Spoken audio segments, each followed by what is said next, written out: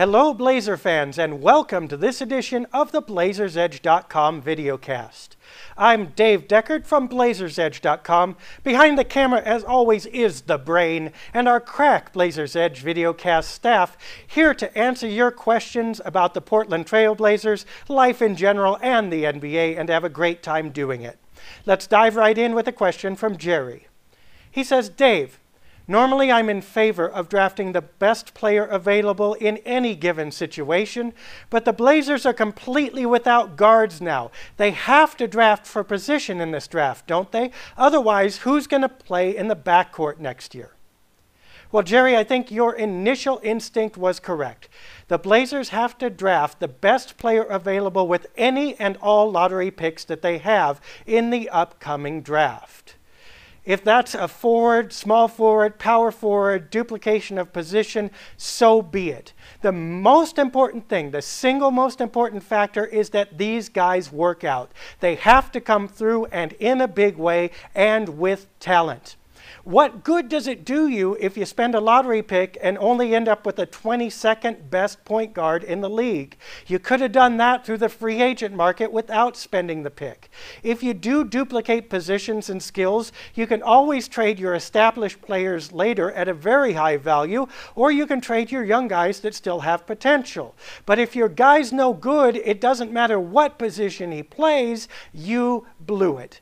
As we talked about in yesterday's post at the blog, the Blazers have exactly 3 guys that you know can play in the NBA in major rotation minutes. They have LaMarcus Aldridge, they have Wesley Matthews, and presumably they have Nicholas Batum. 1, 2, 3. They are in desperate need of talent to bolster their roster. Talent of any shape, size, position, or what have you. That's exactly what they need to go for in this draft, no matter who it is. Get the guy that you know can play.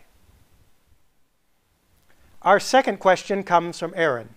He says, Dave, as Blazers Edge noted a couple of days ago, Nicholas Batum recently said that he's 99% sure that the Trailblazers will match any offer for him. Can they really do that, and should they? Well, we covered this a couple weeks ago, but it bears repeating. Yes, the Blazers, I think, should and will match any offer for Batum as long as it's reasonable. And reasonable is defined by the caveat that I don't expect Batum to turn out to be a first-class star in the NBA. The Blazers need to learn something from their own history here as they're processing this decision. If you're talking about the most talented Blazers in history, I would name for you 3 guys: Bill Walton, Clyde Drexler, and Rasheed Wallace.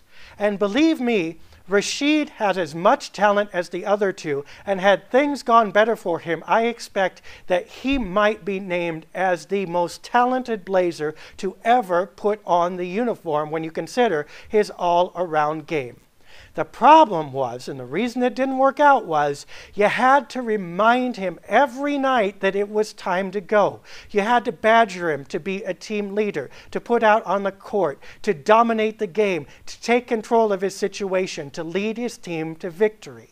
I see a lot of that same thing in Nicholas Batum. He has a lot of potential. I love the guy. On defense, I'm drooling over him. He is amazing. He's got a great shot. He can dunk. He's got decent athleticism, lateral movement. I mean, the sky's the limit for the guy. But he doesn't have the makeup to dominate. And when you don't have that spirit inside of you, it is almost impossible to get you to do that. It's not something that can be taught or instilled. It's something that you have to be born with and work very hard to exploit. Now, the Blazers don't want to get caught in the trap of paying big money to a guy and expecting him to revolutionize their team and then having to poke him every single night to live up to that kind of contract and that kind of trust. So pay Batum whatever he's offered, as long as it's not an absolutely obnoxious contract that means he has to be a star because he's crowding out other potential players you might be able to buy with that money. Question number 3. Dave, you and others have said Luke Babbitt's defense is bad. Come on, what's so bad about it? Signed, Reg. Well, Reg, first of all, I get hate mail every time I say anything even remotely critical about one of Portland's young players. And that's understandable. You want to root for the guys. They're good guys. You're hoping they come up because the Blazers really need them to. But that doesn't mean that you can gloss over their weaknesses. Now, granted, Luke Babbitt is 20 times the player now that he was at the beginning of the season, and you've got to give him credit for that. But one of the things that's remained consistent is that his defense has been pretty poor. Luke plays what I like to call Adam 12 defense. I don't know if you remember that show. It's pretty old. It was in reruns when I was a kid. I used to watch it on Channel 12 in Portland all the time. And in Adam 12, it was 2 police officers, and they always got calls. They never knew quite where the crime was. They always said something's going on in the vicinity of Mulholland Drive and Juniper. And then they'd have to drive and look around for what the heck was going on. And that's exactly how Babbitt plays defense. He works hard, but he's always in the vicinity of the play. He might be a beat slow. He might be a step off. Even when he's in front of a guy, he's kind of just there, and the guy's jumping over him or around him or going past him, and he's kind of in the area, but he's not really affecting the play much. You want a defender to be able to stop something, whether it's with the steal or the block or just moving his feet and getting his body in position. And Babbitt doesn't really do too much of any of that. I don't think there's an NBA player who's ever been intimidated or felt threatened to have Babbitt on him. In fact, I rather think that they look forward to it. So until he can develop some defense, or until the Blazers can surround him with so many defenders that it just doesn't matter, you have to put that asterisk by Babbitt's game, no matter how well he does shooting and on the offensive end. Hey Dave, Nolan Smith has quite a promising future, don't you think? He scored pretty big in some of those late season games. Could he be Portland's point guard of the future? Signed, Bear. Bear, I respect what Nolan Smith has done. Like Luke Babbitt, I think he improved over the course of the season. His defense got seriously better. His confidence rose, and you're right, he did show some scoring touch and some drive there. But if he's going to be anything of Portland's future, I suspect he's more of a combo guard or a shooting guard. No matter what he did, he just looked the most natural when he had the ball and he was free to make his own shots and get his own points. You know, we've said it before, you've got to use guys to their strengths in the NBA. If you're using a guy in his second best role, you're going to get beaten by the team who's using their guys the way they play the best.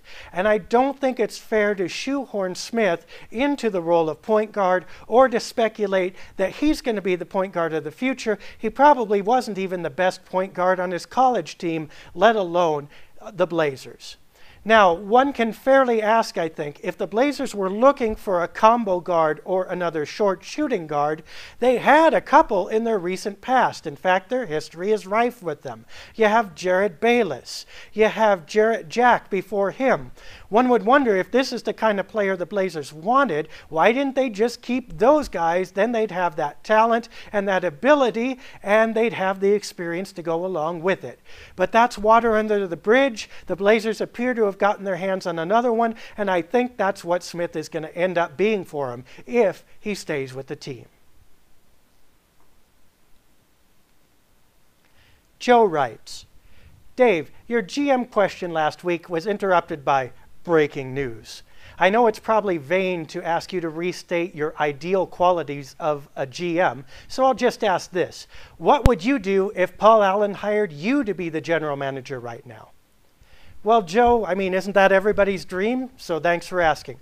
I'll tell you what I do, and it's really simple. There are 3 steps you need to take in order to make sure that Portland finds the kind of success that they need. Step number 1, you absolutely positively have to, no matter what you do.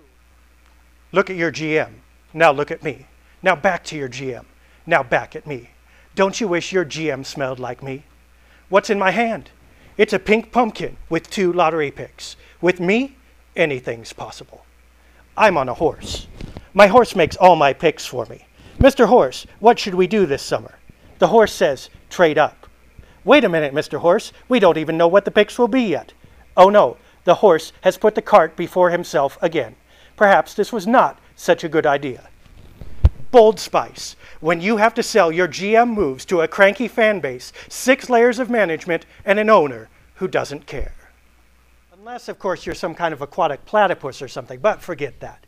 In any case, that last step is the most important one, and it's one that you're only going to hear here. So aren't you glad that you tuned into this videocast?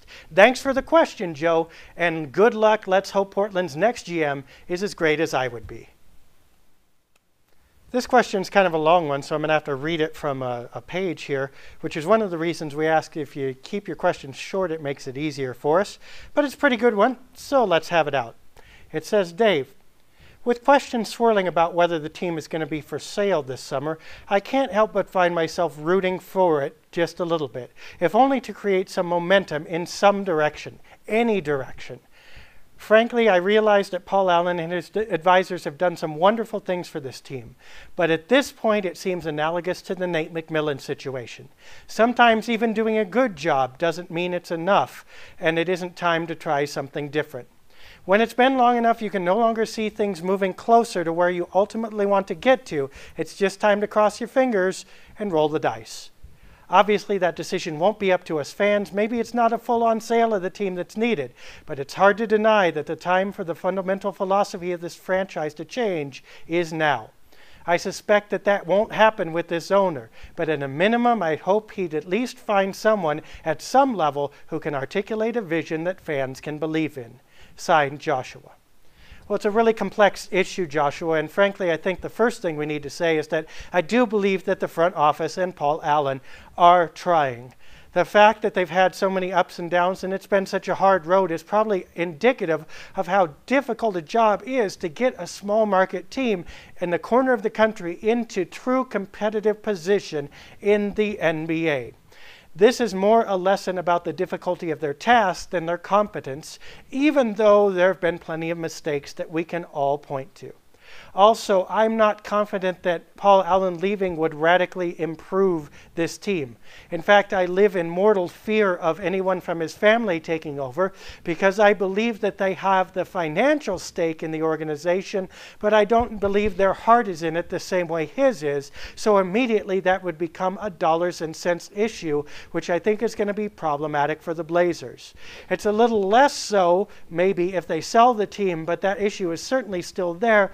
Whoever buys it will not only have their passion for the sport, but obviously want to be able to turn a dime on their purchase. So right now, the Blazers are in a safe little cocoon where Paul Allen has put in the time, decades in fact, with this team and put in the money already. So investing more isn't quite as painful as it would be if you're a brand new face coming in.